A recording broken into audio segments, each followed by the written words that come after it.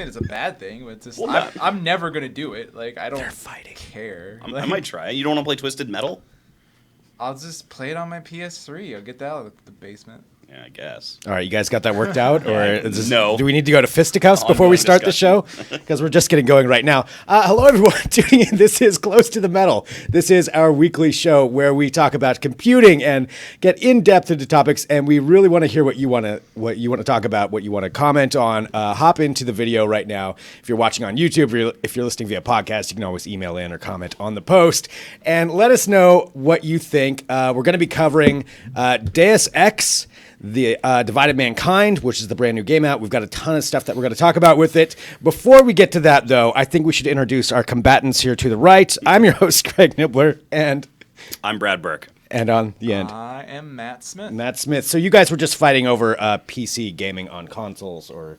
Well, PS Now, there's this thing where you can stream PlayStation 3 games. Okay. And collection them to your PC. Brad, got bad news. How much is it? PlayStation Now, 1 month subscription, $20. Oh, I'm out. Okay, never mind. All right, so that settles it. My Last of Us. Round one to Matt. All right. Dang it. Let's get into this right now. So, Deus Ex, Mankind Divided. I said Divided Mankind. Mankind Divided. Game that just came out. Let's get a little bit of a brief history on it just before we get into the details and get talking about how this game is working and kind of what the new requirements are and whether this is going to push how PC gaming is going to change in the future. Can you guys give like a brief history of this franchise? Yeah, I will take that. Okay. Because Deus Ex is a franchise that was very, very formative for me. I played the first title when it came out and on my PC, and that was like probably, I think it's the game that I've replayed the most out of any game ever. I think I've replayed it like 7 times. Last I bothered to count. And so it was a great game just because it was one of the first PC games to give you a lot of, or any kind of games, I guess, to give you a lot of options in how you approach a situation. And then it had a really bad sequel, and it kind of fell off the map. But a few years ago, they rebooted it with Human Revolution, which was actually a really good game. And so that gave the franchise some new legs, and it's a lot different now in some ways, but it's a prequel kind of thing going on, but the actual gameplay is very similar with all the improvements you would expect from being 15 years later or what have you. So it's definitely one of the more interesting franchises out right now, I think, and it sort of has its own space as being a mix between not quite a complete open world game, but having a lot more variety than a sort of linear action game. So a lot more options, yeah, essentially. And so this new one that's just come out, what was the actual release date on this? It was yesterday. It was yesterday, so it is brand new. 23rd of August. 23rd. And we've been seeing the trailers for a while now, and it does look, the gameplay looks pretty incredible. If you're watching via YouTube, we're playing one of the trailers right now for the new game. Let's get into the actual system requirements of this, because this is kind of one of the big issues that we've seen come up. And what is the bare minimum system that you need to get this game to work? Well, you're going to need first of all, a dedicated graphics card, a GTX 660 or a 87. I'm just looking it up right now. But basically, you're going to need a system that's, fairly on, like, fairly high, low system requirements, I think, for games that we've seen recently. Yeah, I'm bringing up the system requirements so right now. I put in the wrong thing for the age verification, and it was like, you're too young to view this content. So it's a Core i3 2100. And a GeForce GTX 660, or a FX 4130, and an Radeon HD 7870. So on a minimum, the thing you got to remember though is minimum system requirements is kind of like, this is what we will say. This should definitely like boot the game and play it. Right. And that's always been the thing with minimum requirements. Usually minimum requirements are not very actually playable. What's interesting is the recommended requirements. Include an AMD Radeon RX 480, which just came out. Yeah, that's brand new. We talked about that a few podcasts ago. And that's one of the requirements, just brand new? Or a GTX 970, which is an older card about 2 years old, I think, at the maximum right now, and but its performance level is about the same as the RX 480. So if you don't have one of those, the older one, you've got to go out and buy a brand new GPU just to play this game at the recommended requirements. At 1080p. At So 1080p, that's okay. an important Yeah, caveat. not to like boot it, but basically the recommended requirements is saying if you want to have like the ideal experience, Yeah. then you should have this hardware. Which I think actually for this game they do say is high settings. That's where they call sort of the balance point between Yeah. performance and fidelity.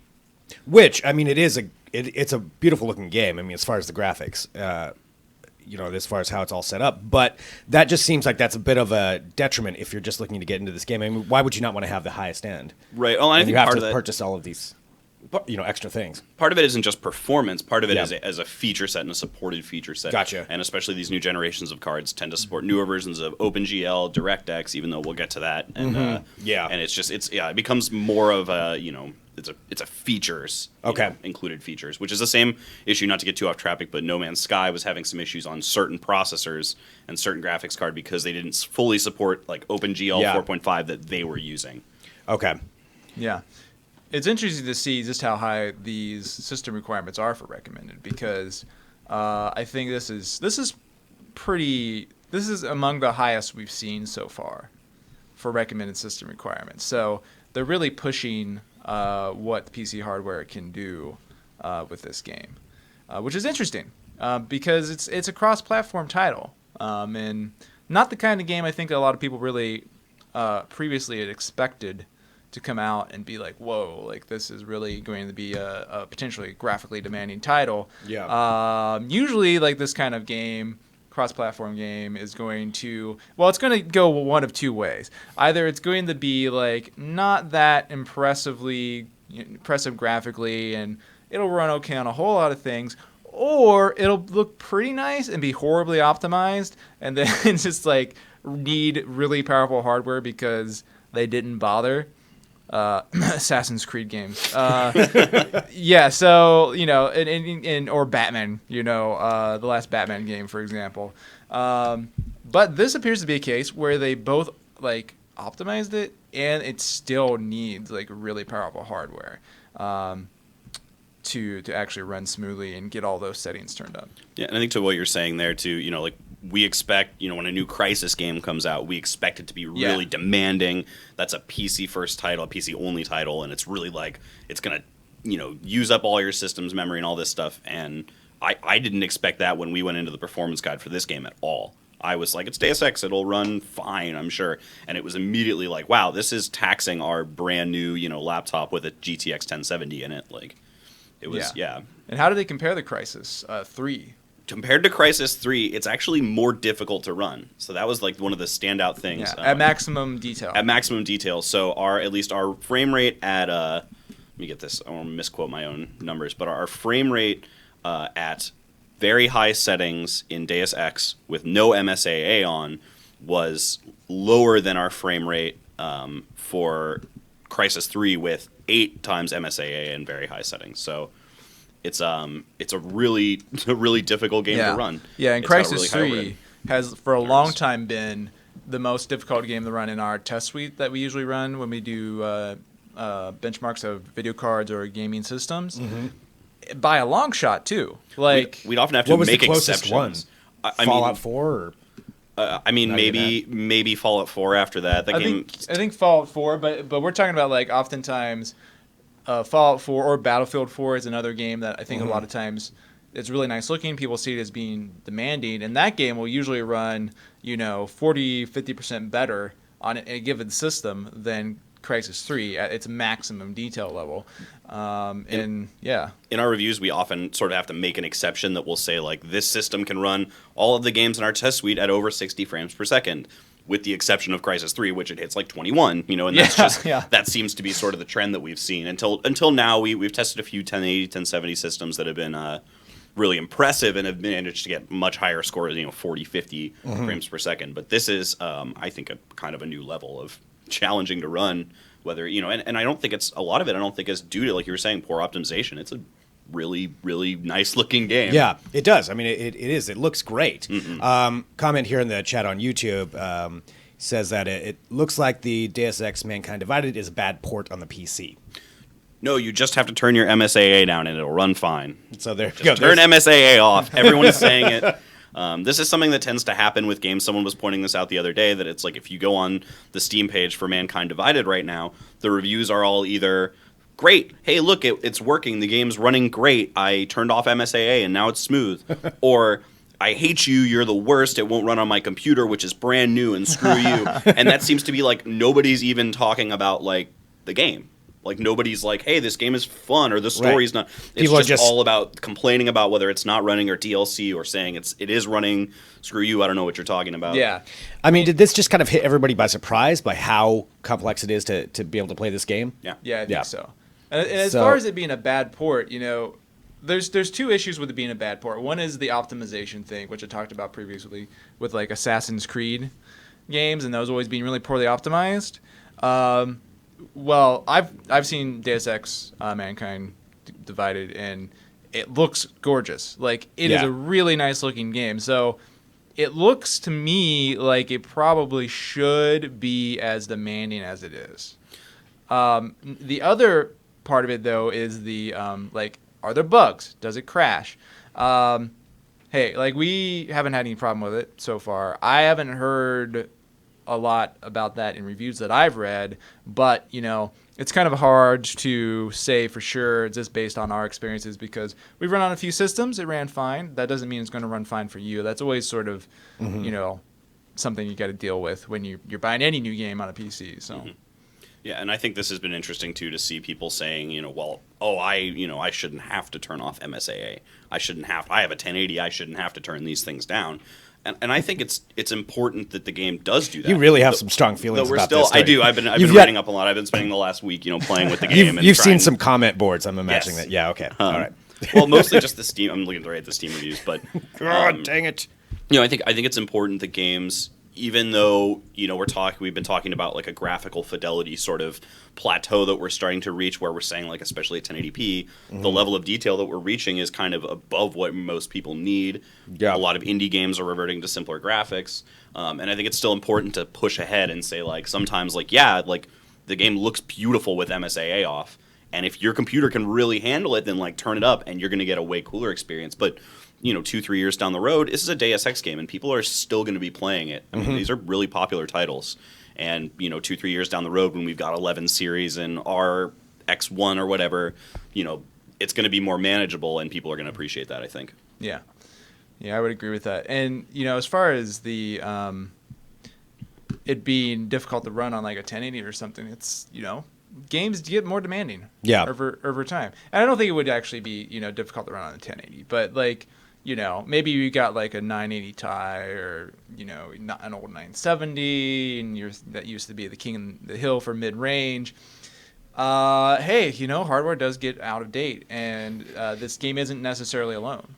But I think maybe for part of this is the fact that, did they really tell people that this is what it was going to require beforehand? Because that seems to me like that's maybe something they should have done long ago when they were getting ready to release this. I mean, they probably did. Usually, but it was just buried and people didn't pay attention. I don't know. Usually, system requirements are pretty well advertised. Okay. And, I'm pretty sure we reported on it. We probably have a news post somewhere that says, like, hey, here's system requirements were just announced, and look, it's a 970.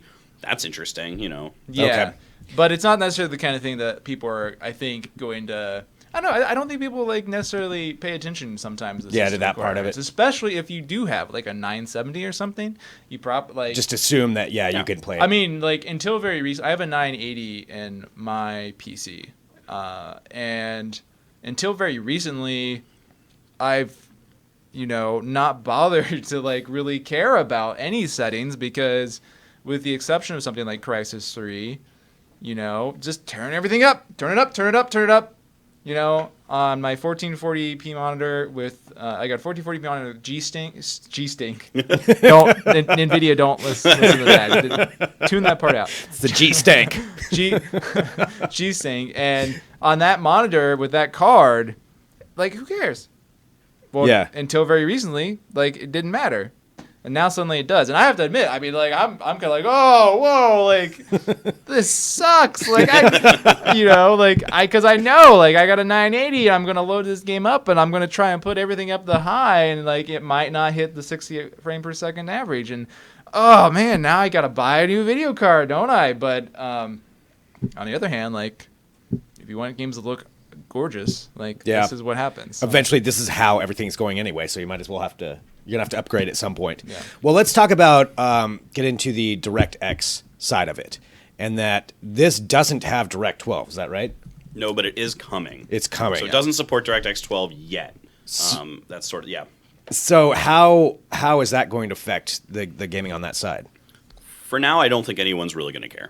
You know, I don't think it's a feature that people are really lamenting its absence. But at the same time, we have seen like really good performance gains. We've seen, you know, especially the other APIs come in and have really good performance gains. And it could, you know, it's the kind of thing that could help that RX 480 become, a competitor really in this game if it has DirectX 12 support. Yeah, I think that DirectX 12 remains a little bit of a maybe overhyped feature in terms of practicality. Yeah. It like giving this game DirectX 12 isn't suddenly going to make it run amazing on most hardware. Maybe it would help on an RX 480. We don't know yet.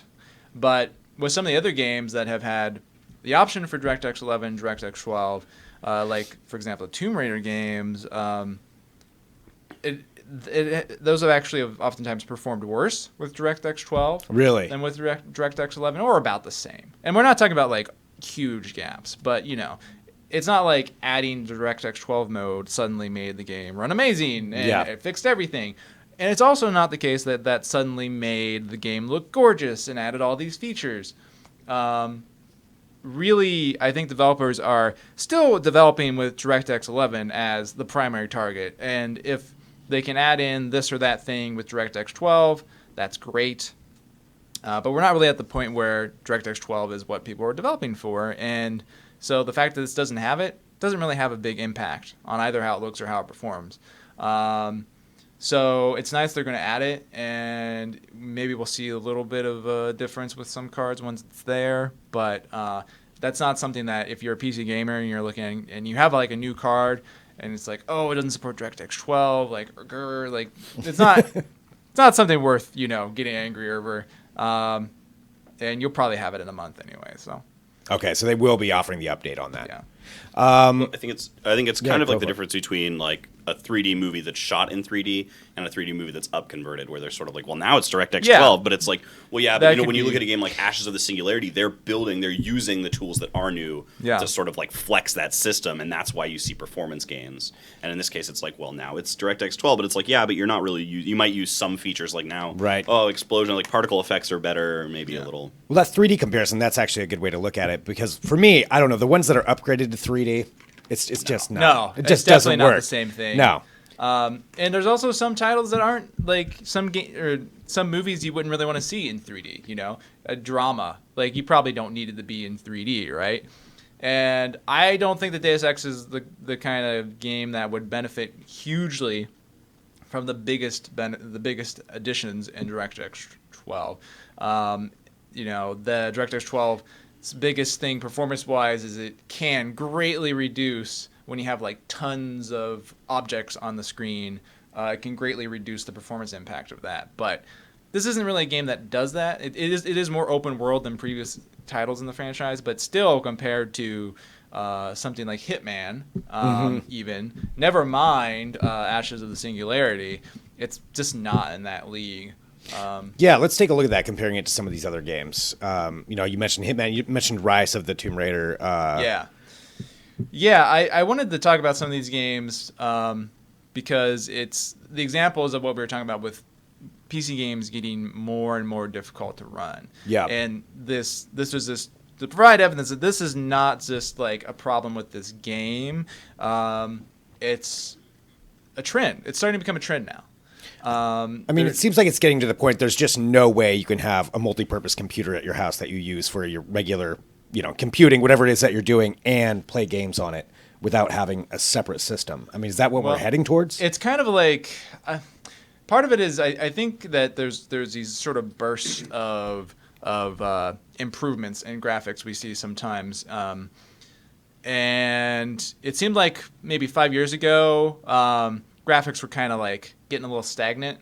I think that probably had a lot to do with the end of the last console generation. So anyone who was doing a port was like trying to port between an Xbox 360 and a massively more powerful PC. Oftentimes, we just didn't see much of an improvement on the PC. Now we have the newer consoles, and we have also very fast PC hardware. And we also have better development tools than we ever had before. So the developers are able to build games that can scale up to extremely high visual quality, even though they might also run on the Xbox One. Yeah. And so these games are just an example of that. And they all can be very difficult to run, even if you have a high-end PC. That doesn't mean your regular PC can't run these games, but like I said earlier, like turning up all the knobs, which is what PC gamers always want to do.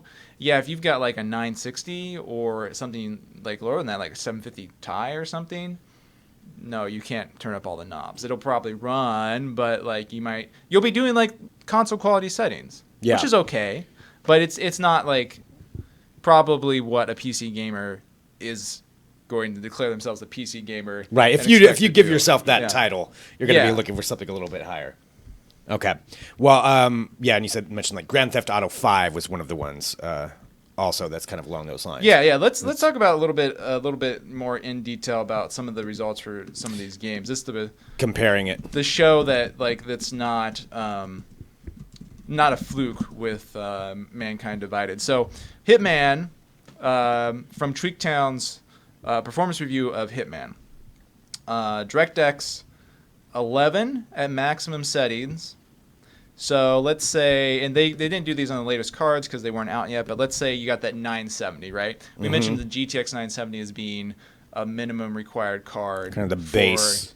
Deus Ex. Or a recommended. That was the recommended settings card. And one of the reasons that a lot of people target that card, like Deus Ex and virtual reality headsets target the 970 as well, is because it's very popular. It's extremely popular, It's probably the most popular single card option out there at about 5.5% last I checked of the Steam marketplace at least. So Hitman, DirectX 11, 1080p, maximum detail settings, right? Tweaktown was getting an average FPS of 50. With a 970 super clocked, so it's going to be overclocked from the base settings. So you're not getting 60 FPS performance on that. If we go to the DirectX 12 benchmark, the same. It was actually averaged a frame per second less, so it was a little tiny bit slower. But just like Deus Ex, and this Hitman's been out for a few months now. You can't have a 970 and expect to turn everything up and get 60 frames per second. Yeah. Rise of the Tomb Raider. TechSpot did a really comprehensive look at that game. And so DirectX 11, very high quality, 1080p, 970. The average frame rate was 38 frames per second. Wow. Which is going to make PC gamers cry so hard. I would cry if I saw 38 frames per second on my system. And Grand Theft Auto and Total War Warhammer, two other games we talked about or put on our list here, and they're not quite as demanding as those, but they're still ones where if you put everything up to the maximum detail that's available, you're going to have problems hitting that 60 frames per second target. So, and hey, Grand Theft Auto's been out for a while. What, like a year now, I think, on PC? Yeah. So, it's definitely not just like something with this one game. So this does seem to be the trend. This is where we're going. This is where we're heading with this. Yeah, and I think we're seeing, you're also seeing on the converse side of that, a lot of games are coming out that are targeting lower spec systems. But, in the AAA field, at least, this is the this is becoming the norm. Yeah. Yeah, which is slowly going to shift, I imagine, everything else as well. Well, let's get into that just a little bit. And I do want to remind everybody, if you're watching right now, to go ahead and, drop in your questions or your comments, whatever you want to say. I know we've got a few that are in there, so go ahead and keep bringing those in, and we'll get to those as we go through. But with that, as you're talking about, there's already games that have been showing this example of going to this higher end. I mean, are we getting into this era? And I know that's something that you wanted to propose, Matt, was the era of super demanding PC games. Yeah. Is that where we're at now? Or are we at the precipice of this? I think we might be, yeah. Yeah. I think we're going to be getting to an era where we see like just way more scalability, so that the idea of turning up all the dials on the game is going to become a lot harder to achieve for PC gamers. Even with, better hardware. I mean, that was kind of what was shocking about how Deus Ex did perform at everything turned up. Is the GTX 1070 is brand new, and the mobile chip is really not like much slower than the desktop one. So that just came out, and it's still was just a little bit under that 60 FPS target. I think practically for PC gamers, what this means is that you're going to have to be a little bit more, conservative about what you expect to get out of the games. And that doesn't mean they're not going to look great. It doesn't mean they're not going to run well, but it does mean that if you are spending, say, $200 on your RX 480, Radeon RX 480, you can't get that and expect to turn up everything or turn up even some of the things with some of the titles that are coming out now. It's got to be a little bit frustrating, though. It is, yeah. I mean, it is frustrating. And it's not that unusual for PC games. Like, we've gone through, times when this has happened. I mean, let's say, remember, around 2000 when the original Deus Ex came out, you pretty much had to buy a new video card every year. Right. So at least we're not back to those days. But I think that the status quo 5 years ago we kind of come to expect that you could, at 1080p, if you had a pretty good graphics card, you weren't going to have any problems in pretty much everything. And I don't think that's remaining true anymore. What would you say would be the base level graphics card that somebody could buy where you'd be okay with the games coming out over the next year, if we're trying to... Go ahead, Brad. I think the RX 480 is a good performance point, at least from what we've seen. I think the big thing right now is that people are still very much using 1080p screens. Yeah. And at a certain point, our cards are going to be unable to, like you're saying, we are going to be able to turn up everything at 1080p. And I've been recommending to people that they make a move to 1440, or ultra wide or 4K, that's sort of a big upgrade for your PC that you don't think about. But the trend has not been that fast. And I think that's sort of an RX 480 is going to play games like this just fine at 1080p, and you're not going to have any issues. It's going to look good, and it's going to run smooth without spending too much. Yeah, you just want to have the very top, very highest level. It's being asked, how does it run using two RX 480 cards? Would that make any difference? I don't know. We only have one. Yeah, we did. We only have one. We only have one, and we didn't test it on a 480. And I think someone was saying that SLI is still a little wonky because it's a brand new game, and that tends to happen. Crossfire SLI tends to be. Yeah, that can happen with Crossfire and SLI. That's why I don't generally like those setups, because sometimes the driver support is not great. But I personally, I feel like I would want to go with a GTX 1070 as the RX 480 is a really nice card. For the price, $200. But yeah, looking at some of these benchmarks, I like to turn everything up. I get mad when I can't. I get mad. I'm like, oh, this is terrible. And it's like 10 broken monitors. So I want at least a 1070. See, I think the only thing I have to say about that is that 1070 is twice the price. It is. And it really, again, it depends what screen you have. If you've got a 1080p screen, I think both of those cards are almost overkill at this point. Unless we're looking at a game like this. If you're really wanting to play every AAA game that comes out and you want to be that guy taking cool screenshots on Deus Ex, then I do. But I still think the if you are a Matt, 1440p screen is I think people need to make the move to higher resolutions before we're going to start experiencing some of that. Yeah. Yeah, I mean, to be clear, you can't get by with the RX 480, and it's not a fair comparison to put the RX 480 up against the 1070. I'm not trying to do that. But for me, like, yeah, like I would want something like a 1070, I think. So The more lasting power. All right. Well, with all these improvements here, and again, go ahead and pop your questions there if you're watching on YouTube, or send an email, podcast@digitaltrends.com. So with all these improvements in the PCs, what does this mean for the new consoles that are coming out? Like, where are we going with that? Because what PlayStation just announced, or there's the speculation on the PlayStation Slim. I don't know what that's going to have to do with the Neo. But just the new consoles that are coming out, are they going to even be able to compare to these newer systems that are for the PC gaming? This new high end. The new, like, so like, you're looking at like the PS4 Neo. So like the Slim is just sort of supposed to be like the Xbox One S. It's just a form factor change, whereas the Neo is supposed to be higher performance. And I think it would surprise me to see anything. I think from what I would imagine, I guess, as being the Neo is something like a 970. I would hope that their performance is more on par with modern PC graphics, and maybe a little more standard, although I think they are going, I'm assuming they're going with AMD again for their 6-core, 8-core, whatever, APU. But I think that's kind of the direction they're moving. And at that point, you do have decent frame rates. What we were looking online at Digital Foundry had their breakdown of the frame rates on current consoles, and I think it was saying Xbox One is running at 900p, PS4 is running at 1080p, and again, those are both hitting 30 frames per second. That's where they both cap. And at least in the first mission, it seemed like they were saying it was totally fine. And that's in Deus Ex. And that's in Deus Ex. And then they got to the first cutscene, and there was sort of like, it's like a camera-controlled kind of dynamic cutscene, and they started seeing a lot of frame rate drops, a lot of tearing. Really? So the systems weren't quite able to keep up. They were staying above 2025, but little dips and things like that. So, you can tell just performance-wise, if we were trying to hit a 30 frame per second target too, it's going to be really turn the difficult. settings up a lot higher. Yeah, I was thinking about that last night, and I think this game, Deus Ex, is the first one that's made me really realize why the next console generation is coming out so quickly. Why is that? I mean, it's arguable whether or not the next one is a next console generation, but why they're upgrading the power in them.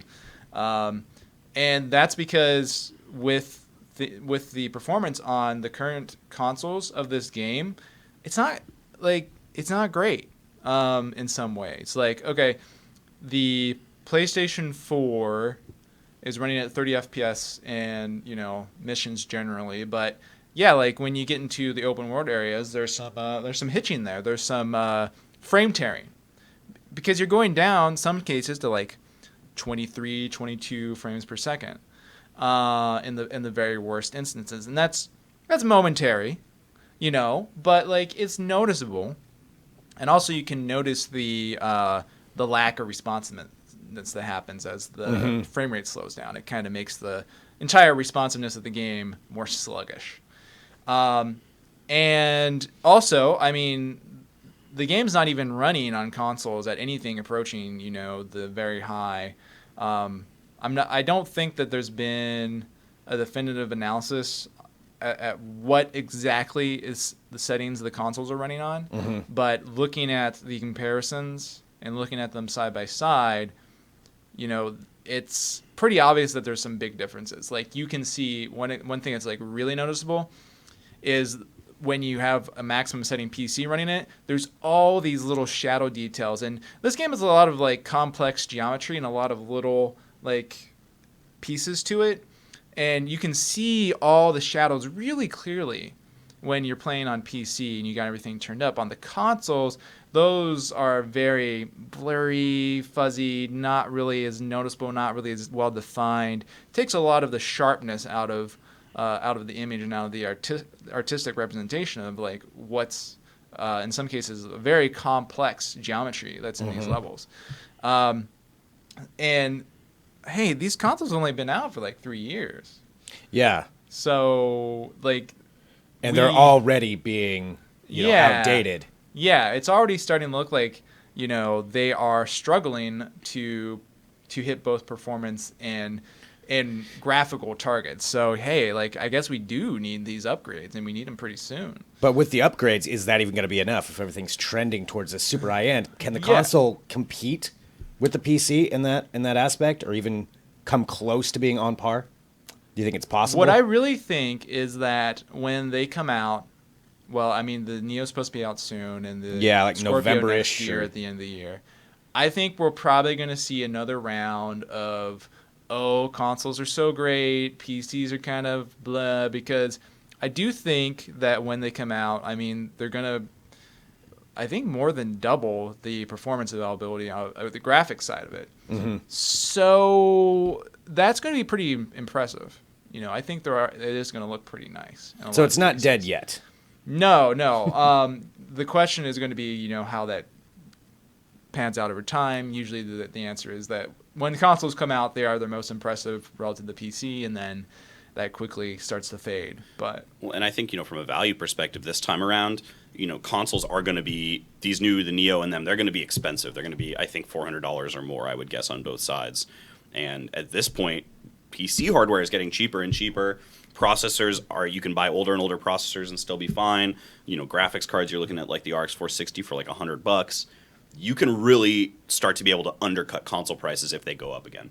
At $250, $300, it's really hard to like put together a computer that can beat that.